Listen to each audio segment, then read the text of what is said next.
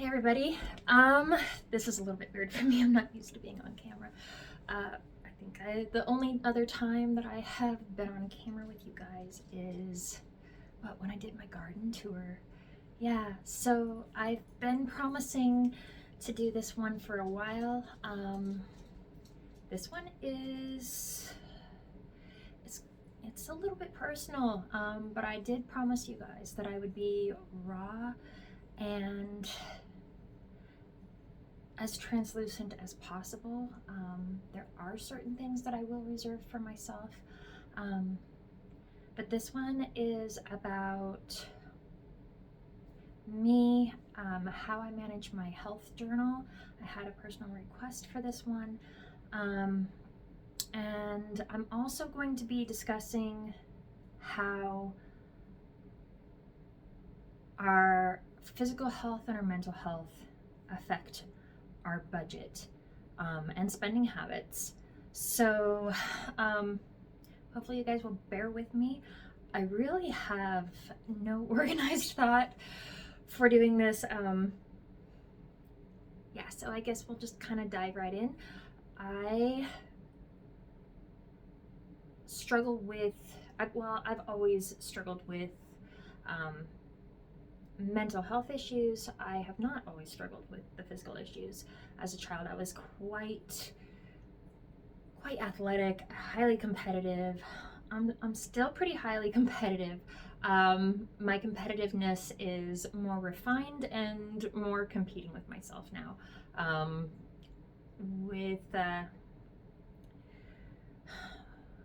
Let's say in 2015, I found myself a single mom of 4. Myself and my now spouse, we are a blended family, and we have 7 kids all together, and 4 grandbabies. It's just crazy. But I love them all completely with my heart, and I would not have it any other way. I'm truly blessed there. But anyways, in 2015, I was dating my now spouse, and I was pursuing a career as an RN. I was going to college for it. I was working as a CNA, and then I found that I started dropping things. My hands started seizing up. I started dealing with chronic pain. It was insane, and I did not understand what was going on. When I went to the doctors, I finally went to the doctors when I was trying to figure things out, and at that time I had such insane pain. I was like screaming in pain, horrible neuropathy, and I could not walk to the bathroom even without falling down. I had to have help to walk anywhere in my house. I had to take a leave of absence from my job. I had to pause my college, and that pause ended up having to quit my classes because they originally thought that I had MS, and which was very, I don't know, being diagnosed with anything can be scary. It really can be. You'll hear my puppy. Hey, Rune. Oh, she wants to come up and say hi. Come in. Come in. Hi, baby. Say hi. This is Rune. She's my little psycho Frenchie, and I adore her. Okay, all right, hop down, baby. All right. But I went to a neurologist, and I'd already been diagnosed with a heart problem at that time, like years and years back, that can cause me to pass out at random. It's kind of odd, but I have learned to manage that one. That one is livable. Not fun, but livable. And I feel like I say "and" a lot. Like I said, I have no script. I am literally just winging this.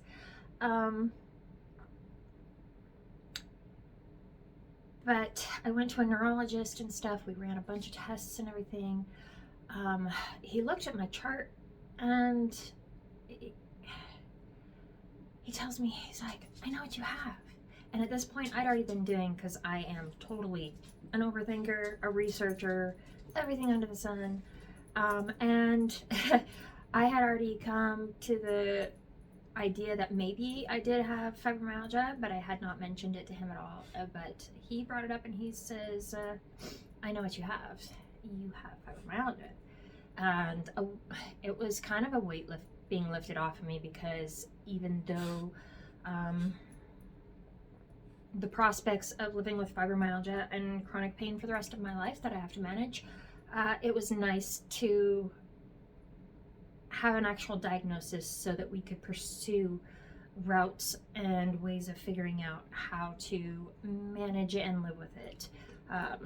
Because when you don't know, I struggle with the unknown. There are so many possibilities with the unknown, and depending on the situation, unknowns can be so exciting and unknowns can be so terrifying.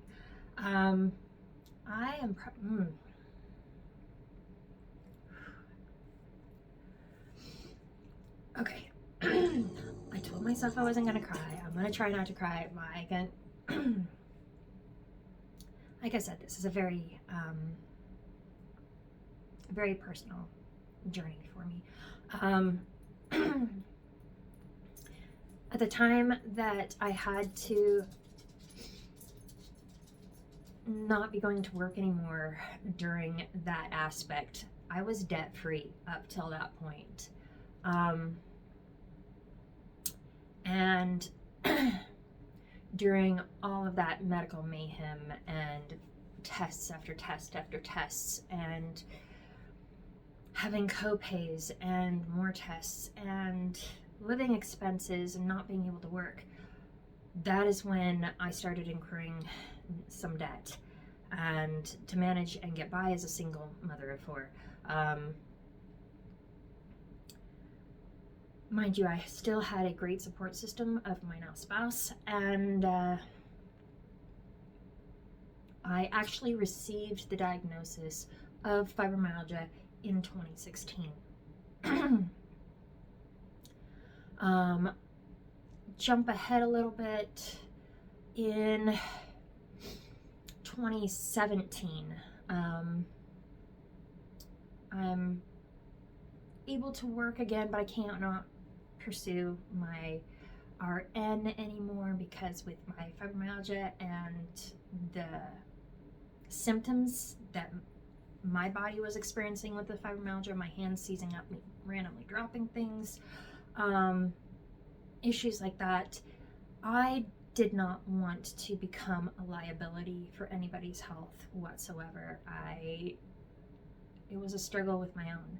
So I kind of had to pull out of that dream there. So for a time I did photography, and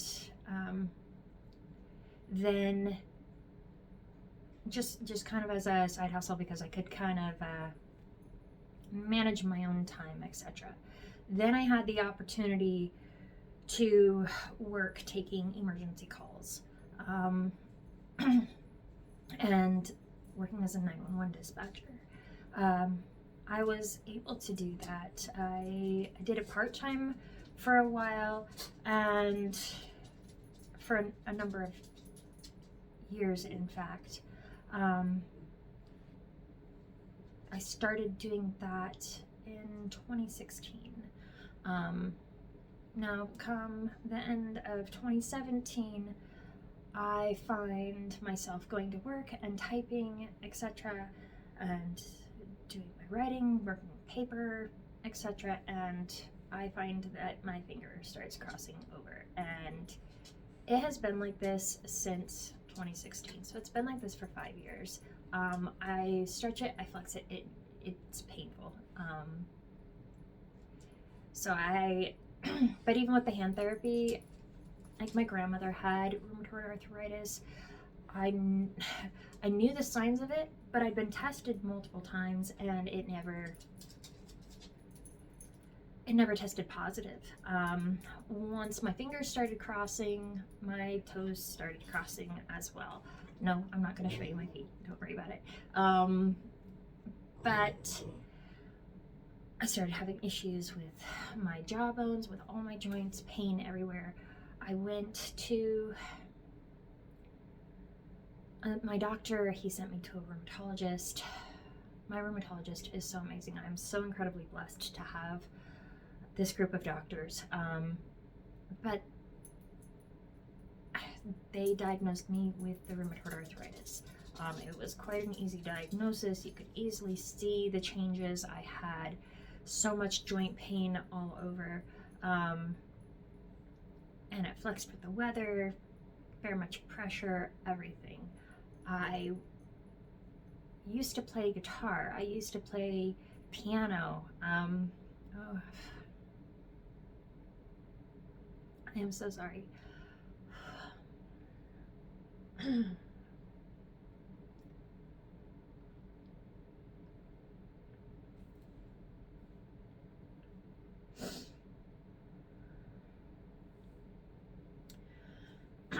I'm gonna keep going with this because I don't want this movie to be I don't want this video to be forever. I have had to say goodbye and let go of so many things that I loved to do, that helped my mental health, that I used to manage my stress points and stuff. I love to sing. I'm not gonna sing for you right now either though. But I have had to let go of a lot of physical things that I was capable and loved to do a lot sooner. Some of the things that I love to do, like hiking and whatnot, I can do them some days. I love to get out in nature. Nature helps me so much. And I'm not going to go into absolutely everything, but just so you guys know a little bit of my journey. But I came from a rough childhood. I've always struggled with mental health and anxiety and depression. I don't know if it's because it runs in my family or because of everything that I've been through, or a combination of all of the above. I would expect that it's probably a combination. I don't know. But I did promise we were going to get into how I am managing all of this chaos, and you guys have a little bit more of a viewpoint about how the journey of this whole debt came about. Now mind you, none of the debt that we have currently is, none of it's medical. I've paid off the medical. That was kind of a main focus area. Now we just have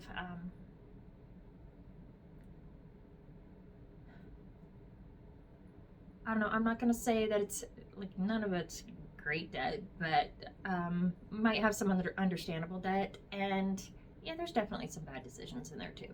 So, but let's get into my health journal.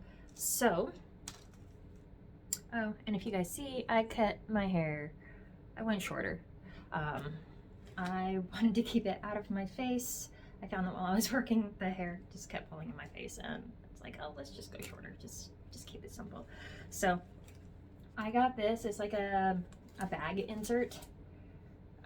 And see my little clip there? I love her. This my grandma made, and I am in love with her. She's quite special. So she travels along with me. My fluff is falling down. Okay. So if I unzip this, and this will hold both my health journal as well as my traveler's notebook setup that I kind of briefed you guys over a little bit, that I'm going to be using in 2023. I'm sorry if my eyeballs are like looking all over the place. I'm not used to filming myself. So this is what I keep track of my health in. This is a Moterm, like my green pebbled wallet. This is the pebbled black, and this one is, I do a hobonichi in it.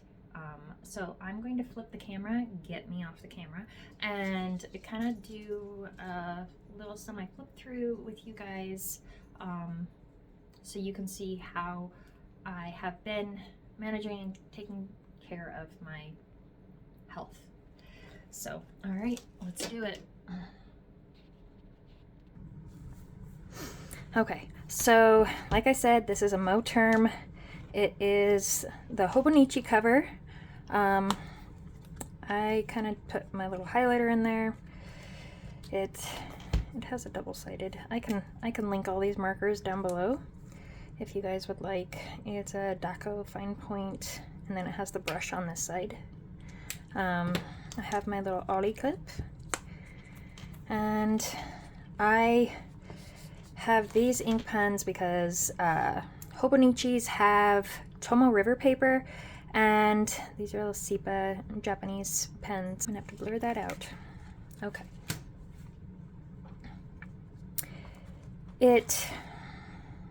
Continuing, here's another one. My puppy's got a hold of this one. But Tomo River paper is a thinner paper, and so some ink pens smear on it and some don't. So you just gotta kind of know your paper. So in here, I've got this little bookmark here that I made, and I made these little quick inspirational cards.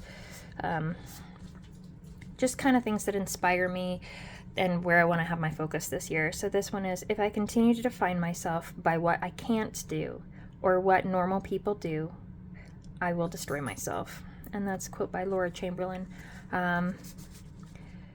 So I kind of found that one very important and inspirational, just because I've been losing so many things that I can do, and I can't. Like, I've always loved to work. I've always loved to be proactive, be creative and stuff. I like to feel useful. And it's not that people with disabilities or any of the such are not useful or anything, but everybody has their value. But as a person going through it, you still live with those thoughts, because we put a lot of value in what we are capable of doing and what we can achieve and all of that. And it's a huge struggle, because like me looking at somebody that has a disability and struggles and stuff, like I can see all of the possibilities and all the positives in them and how they contribute and can change people's lives and everything. I can see that. But when you yourself are going through it and you're feeling all of that physical pain and you're having to deal with all that loss, it plays a mental toll. It plays so much into somebody's struggling with their self-worth and self-value. And no, I don't want you guys to worry about me, and I don't want you guys to pity me. I just want to give you guys some insight. I'm a fighter. I will always be a fighter, and that's how I've made it this far in life with everything that I have gone through. I'm sure many of you guys can understand. And we really need a great support system. And sometimes you have to force yourself to talk when you get in those low moments and you start secluding yourself. You have to talk, even if you don't want to, because when we talk and we bare our soul and stuff, it is so personal. When you are incredibly raw, you become completely vulnerable, and it is scary. Even if you trust the person, it's scary. And then my word for this year was release. For my mental health, to free from confinement, bondage, obligation, pain, to release a prisoner, because we often I feel a prisoner in my own body sometimes, because my brain thinks that I should be able to do these things, and my body is like, nope, you are not doing that, sorry, and if you do try to do it, you're going to pay for it for the next 3 weeks. Also says release someone from debt. So this one is, I don't know, it just kind of fit. It says to free from anything that restrains, fastens. So even the ideology that my value comes from what I can do physically, like, it's trying to let go of that. And I know the thought process. I just have to, when I'm feeling in those low moments, I just have to refocus and reason with myself and talk myself back to a place of fighting. And this is a card that I wrote to myself. Remember, breathe, pace yourself. You don't have to do it all. You are doing your best. Listen to your body. Take breaks. It's okay to say no. It's okay to ask for help. That one's a very hard one for me. I hate asking for people for help. I'm a very independent woman. You are loved, you are supported, and you are a warrior. And then the other card that I have in here, I did have a card in here that has my name, contact info, my emergency contact phone number, and my diagnosis, what I'm allergic to as far as meds, etc. So just kind of important things. And then this is a quote from one of my all-time favorite movies, and if you haven't seen it, go watch it. It's called The Peaceful Warrior. It's amazing. It's good for everybody. It doesn't matter if you struggle with physical struggles, chronic spoonies, whatever, it doesn't matter. It is such an excellent movie. It starts off, when you first start watching it, you're like, I don't know, and then you keep watching. Oh my gosh, it's so good. It says, where are you? Here. What time is it? Now. What are you this moment? So it's about, the focus of this quote is just to remind myself to not let the past drag me down. All the negatives that I've survived, like, that's a victory. Like, but leave all those negatives in the past. And don't worry about the future. All you can do is the best and that you can, and all you can do that in is right now. We have to live in the present. And so I'm not going to say that quote frees me all the time, but it does remind me and helps me refocus. And I know when my thoughts are a little bit getting into more yellow zones where it's like, okay, you need to refocus. You're only going to be your own worst enemy, which is pretty normal. I think it's normal no matter what. We all struggle with being our own worst enemy. I just have a sticky note here. It's one I just scratched down, a quote that I liked too. I love quotes. You must love in such a way that the person you love feels free. I don't know. I just liked that one. I put another pin clip here. And here, somebody gave me that cute little adorable dinosaur. And so I'm just like, it's got to go in there. It makes me happy. And mental health matters. This sticker, the sun will rise and we will try again. Mental health awareness. It's not stuck in there. This is like a little card sticky that you can put anywhere in your Hobonichi when you order it. I keep a little ruler there to help me draw my lines and whatnot. Now, when I ordered this and I first started this process this last year, it was later in the year. So I kind of had to skip quite a bit of the year because I was already partway into the year, but I washi taped it out and kind of did gratitude journal stuff. I started writing down things that I was recognizing as triggers, things that I can do for self-care, positive things about myself, etc. Even did some anti-inflammatory recipes, etc., which I'm going to switch into a Hobonichi like little tablet thing that I use on the side so I can just switch it from journal to journal. Now, I've already set this up for the rest of the year. Let's see if I can find some blank pages so you can see what unplanned pages look like. Here we go. Okay, so this is what it normally looks like. It's got the Japanese writing here. Now they're making it in English as well, which I got My new one for 2023 for doing this in, I got it in the English, and it just has like different little quotes and thoughts down at the bottom. Then you have a week on the one side, and you have your, your little grid over here. And I split it up into sections, and you can design it and personalize it for yourself. So it's nice that you don't have to write everything out, but you can still personalize it, and it gives you some creative aspects. So normally I do the washi tape and stuff, but the last few weeks have been crazy, last few months have been crazy, and so I haven't been putting the washi decorating on. I made this pencil board myself. I've been hard on it, so it's starting to separate a little bit, but I need to make a new one for this next year. So, but you can see through it, which I think is kind of fun. But anyways, so how I break it up is I draw a line there and a line there, and I do those lines in pencil.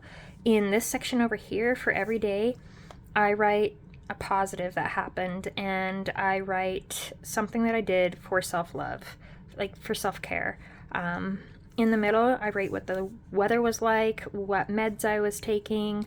I track my mood, my pain levels, whether I had coffee or not, etc. And then I write the symptoms that I'm experiencing. And then over here, I don't know if the rest of you guys deal with this. I'm sure some of you guys do, but I'm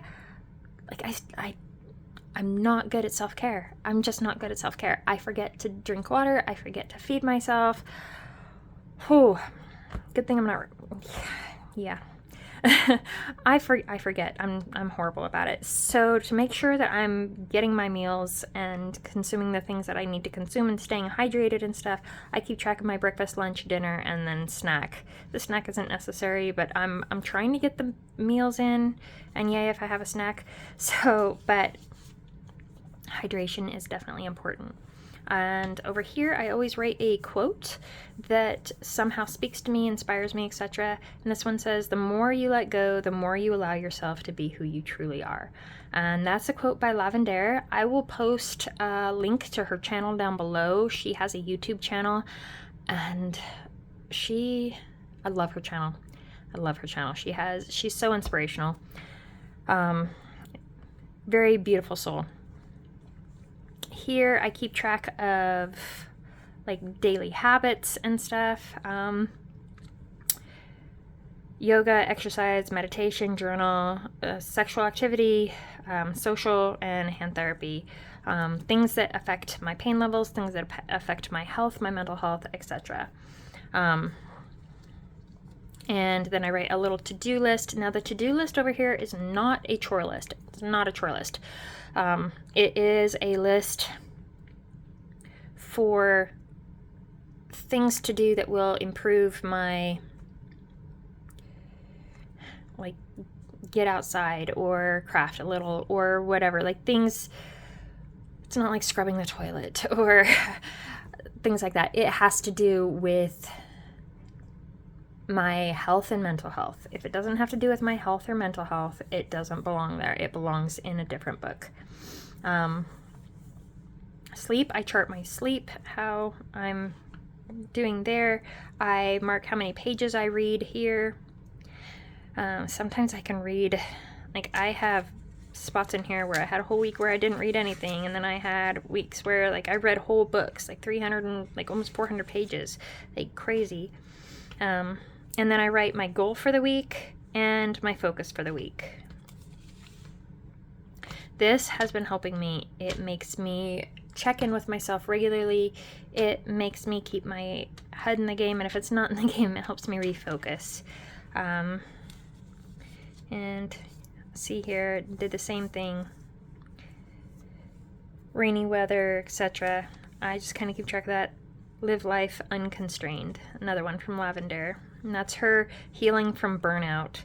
And then here you can see I had a glass of wine, so I wrote that down. Oh, and there I karaoke'd. Yay, I don't get to karaoke very often, but that helps me a lot. I used to do it on a regular basis for stress management, but it's hard for me to even go out and socialize a lot anymore. It depends on the time of year too. Sometimes I have to force myself and I'll get out there and I'll be like, nope, it should not have happened. And sometimes I get out there and I'm like, this is good. I'm glad I did this. So that is how I am using my weekly pages. They also, I'm going to jump ahead here. I have a section called Brain Dump. And at the Brain Dump section, this is just where I write down thoughts, etc., kind of journal, whatnot. And then in the back, I created a book log where I keep track of books that I've been reading. I need to write some more down on there. And then I do a test page for ink pens. As you can see, some of them smear and some of them do really good. I test the writing, like thinner inks on this side. Well, I guess I tested a highlighter there, and then I switched to testing the highlighters there. They have so many different interesting things in here, but I don't know what it says. I don't read Japanese. And then back here, they have my 100, and you can use it however you want. Some people use it for the books they read. Some people use it for different things. I don't know. Different goals, whatever. But this year, I was using it as my 2022 bucket list. I never even got to write out 100 because, like I said, I got this quite a chunk through the year, and so I've only been able to manage it for a few months. But I've checked off a number of the things that I did write down. I did not get everything done, but it was a good effort. And the year's not over, so I might still accomplish a couple more things here, and I'll have to go through the list and see if there's anything else that I can check off. Do a puzzle. I might be able to do that one. I like puzzles. The beach days, I don't think that's going to happen. We have snow outside now, but make unicorn cookies. That one might still happen. I'll bring over my grandbaby and we'll make unicorn cookies. That sounds like fun. But yeah, this is kind of how I use it. Oh, and in those weeklies, let's go back there. Oh, I guess this one will work. Okay. So in these weeklies, over here in this section, see, I put doctor's office visits and stuff like that, like scheduled appointments. They go over here above the self-care and positive for the day. As you can see, create a fitness schedule, etc. And I started to do that, but I have not been following through on that very well. I've just been kind of doing things as I could. I'm hoping to do better this next year. But like I said, this is my first year of using this, and it has already improved my self-care quite a bit, but my self-care is not perfect. But you have to start somewhere in building habits and improving yourself. So I'm going to take what I can get. But I really, really love this book. It helps me quite a bit. And it's important to have a safe brain dump area. Oh, and on the Hobonichi, you have these little bookmarks. It comes with 2 of them. And because I am a spoonie, I put a little spoon charm, and I also put a butterfly for the rheumatoid arthritis. And the Moterm has its own little bookmark aspect. There's more little pockets back here in the back. And then it also has the bigger pocket here, like normal. So that's kind of my setup right now. I will show you guys my setup for 2023 when I get it done. I'll probably be setting it up sometime next month, but we'll see. I'll probably do a video of it in either the end of next month or towards the beginning or sometime in January, just so you can see it once I get it kind of finished set up. So I know this video went a little bit long, but hopefully it helps you guys, inspires you guys in some way, shape, and form, maybe gives you some ideas. Like I said, everybody's journey is personal. You got to tweak it and find out what works for you. I'm still figuring out what works for me, and what works for me one year may not work for me the next. So it's all figure outable. So I will, oh yes, I am being spacey. I was going to mention, and I'll try to mention it really quick because I know that I'm running a little bit long-winded here, but like, this is how I manage my self-care. I don't write any of my financial stuff in here, but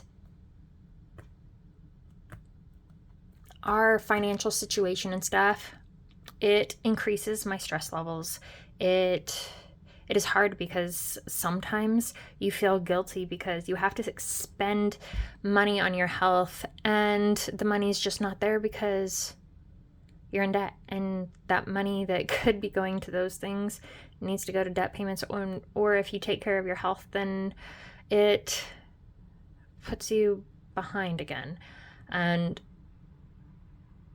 also not being able to contribute in the way that you normally would be able to, etc. And like in my case, I can't physically do a regular conventional job. Yes, I'm working on applying for disability, but that takes time. It all takes time. And in the meantime, we still have to work with the budget that we have, and we still have to make it work for us the best that we can. But I know a lot of people that, like, when you get emotional, you want to spend, like, you want to buy that. It's going to make you feel just a little bit more cared about, or, you know, a little bit cozier, which is comforting, etc. Everybody has their different reasons for purchasing things, but purchasing things in times of stress is an emotional coping mechanism. And the thing is that I definitely understand it. I'm not a spender. I've never been a massive spender, but there are certain things like planner stuff, etc. Oh my goodness, I could spend a lot of money on that stuff. I have to use self-control though, because I know that I'm only going to be excited for the moment. And even if I love the product and I continue loving it and stuff, it is not worth putting my family in negative and losing that ground on her financial journey, which getting to the goal of that financial journey of being debt free, oh my goodness, that will help me out mentally so much. Like, that is a crucial importance. That helps me not beat myself up so much about what I can't do and how I can't contribute in the way that I would like to. And part of it is I just have to refigure things out in my brain. And yes, it's been 5 years since, oh gosh, yeah, it's been 5 years since I was diagnosed with rheumatoid arthritis, and longer since I've been diagnosed with fibromyalgia. But you can't fix everything in your brain in that period of time and adjust to all of the changes and stuff. Whether it seems like people are doing well or not, they still deal with those thoughts, and they still deal with struggles and everything, even if they're living their lives with a very optimistic viewpoint. And with me, I'm one of those strange people that if you looked up walking contradiction in the dictionary, where nothing's understandable and everything's confusing, you would see my picture. Like, literally, you would see my picture, because I like to look at things from all different perspectives, and I can look at things pessimistically, and I can look at things optimistically, and I kind of go through periods of both. I'm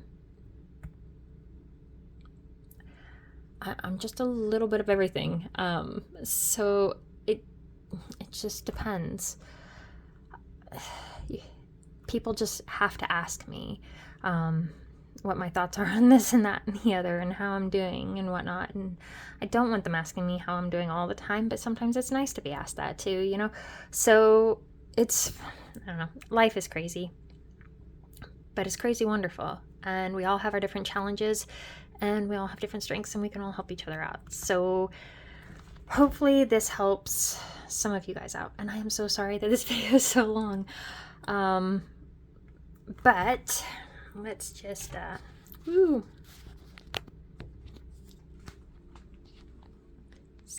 okay. Oh, that's scary. All right, I have my chair in the way.